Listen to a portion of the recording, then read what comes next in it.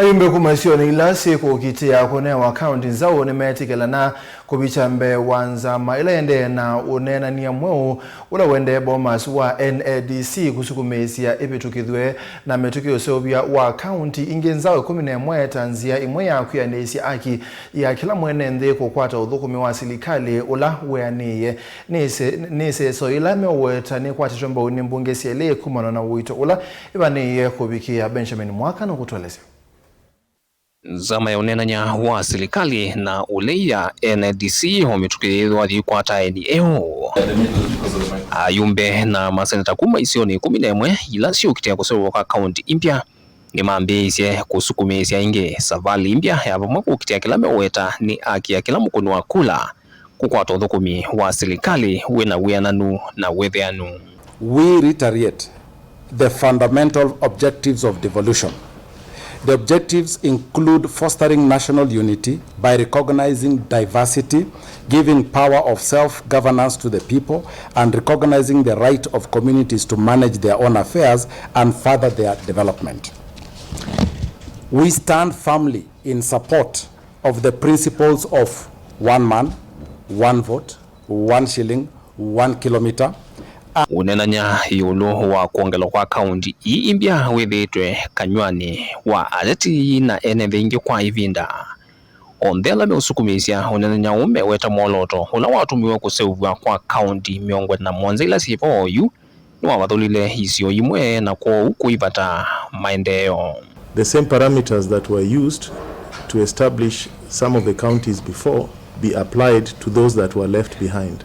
And we are telling the country it is time that a review was made and other regions are given new counties. Hii ni uongozi na hii ni power tumeleta karibu na mwananchi wa kawaida. Si kusema kwamba Karudi nataka kiti ya gavana, ndugu yangu pale kiti ya gavana. Hapana. Ayumbe mainene ya miakoni ya mbunge va musilovi ni mathingila hethiwa nzama ya NADC ni kuvitukithya ukulyo uyithwa muio muito kwa enenthi ni kwithwa uneenan'ya wa ila ni kuvitukithya mbunge ni syele vatena ngalama nene ya kule ya maoni. The notion that there'll be a referendum for this purpose is not true.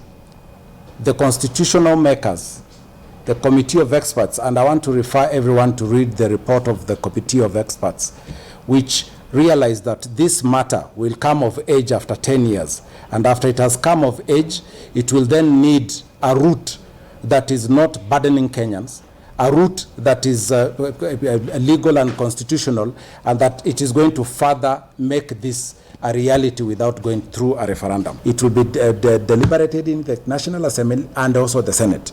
If we are able to get 2/3 to support our cause, then we will be very happy. Isio ila syusukumiiya kuseuvya kwa kaunti impya ni vamwe na mwingi Kuria, Teso, Mount Elgon, East Pokot, Gucha, Suba, Ijara na West, Wajir South na Nyambene kuya Meru.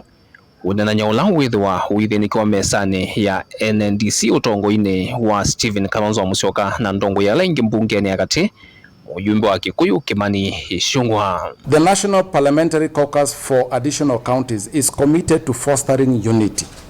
That is the most important factor that is putting us together. It is the search for unity. It is the search for fairness. It is the search for shared prosperity that brings this caucus together.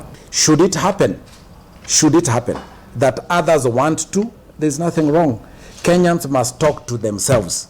And as we move along, we solve problems as we move along. Vilingwa mavoku mava miakoni ya mbunge musilovi nito Benjamin na mwaka.